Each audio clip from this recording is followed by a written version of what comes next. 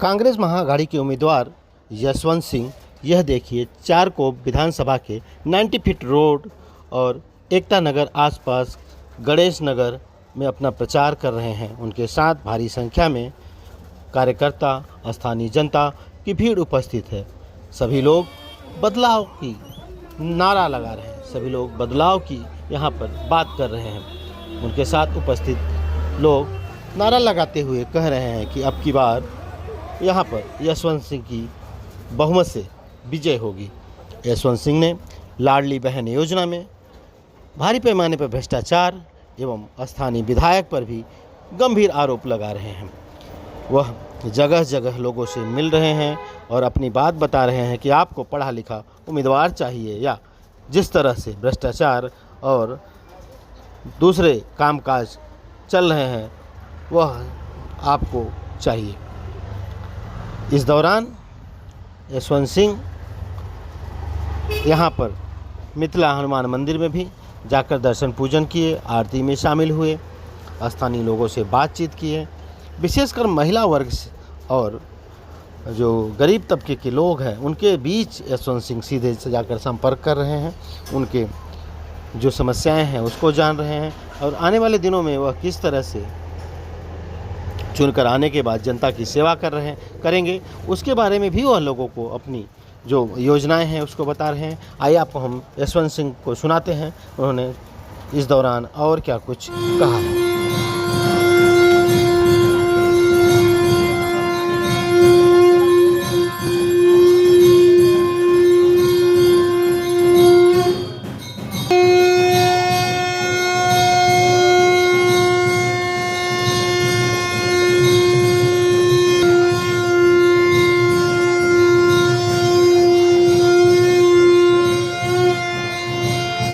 यशवंत जी, क्या कहना चाहेंगे? सबसे पहले आज शनिवार का दिन है और ऐसे में भगवान हनुमान का आपने दर्शन किया है, क्या कुछ प्रार्थना है? क्योंकि चारकोप विधानसभा में 3 टर्म से बीजेपी है और अगले टर्म में भी सिटिंग विधायक को टिकट दिया गया है, तो भगवान से क्या प्रार्थना और किस प्रकार यहाँ पर एक बार महाविकास आघाड़ी की जीत को देखेंगे?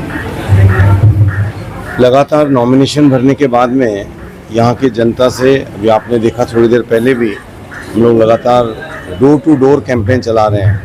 लोग पूछ रहे हैं साहब आप विधानसभा का चुनाव लड़ रहे हैं या फिर आप वार्ड का चुनाव लड़ रहे हैं, तो हमने उनको यही बताया है कि नहीं, हम ये मान के चलिए कि हम वार्ड का चुनाव ही लड़ रहे हैं, क्योंकि लोगों से मिलना, लोगों से संपर्क बनाना और लोगों की समस्याएं सुनना, उसके बाद ही आप उसका निराकरण कर सकते हैं। पूरी टीम हमारी लगी हुई है। यहाँ पर जो पब्लिक है उन्होंने भी एक मन बना लिया है कि नहीं, अब इस बार हमने एक बार, 2 बार और 3 बार जिसको चांस देके देखा, कोई डेवलपमेंट का काम नहीं हो पाया, तो इस बार इस हमारे लड़के को, हमारे उम्मीदवार को, कांग्रेस को भरपूर वोट देना है और वोट देकर उसको विजयी बनाना है।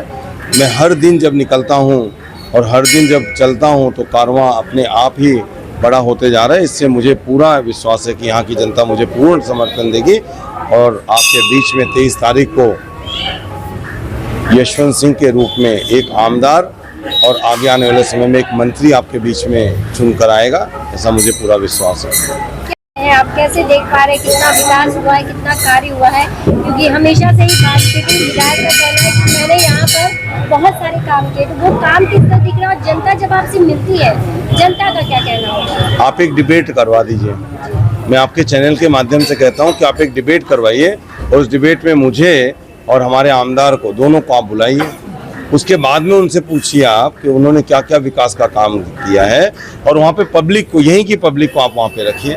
उसके बाद पब्लिक उनको जवाब देगी कि उन्होंने विकास का काम किया है ना। मैं भी तो कह रहा हूँ उन्होंने विकास का काम किया है, बिल्डरों के विकास का काम किया है, उन्होंने जनता का कोई विकास का काम नहीं किया है। यहाँ पर उनके पास समय नहीं होता था।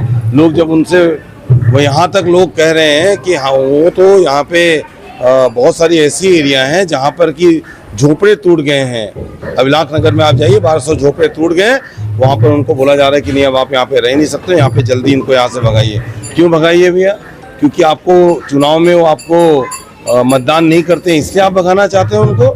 ये बीजेपी की सरकार और उनके आमदार, बड़े गजब तरीके के लोग हैं और यहाँ के लोगों ने अब मन बना लिया है कि अब वो चेंज चाहते हैं और चेंज आपको दिखेगा।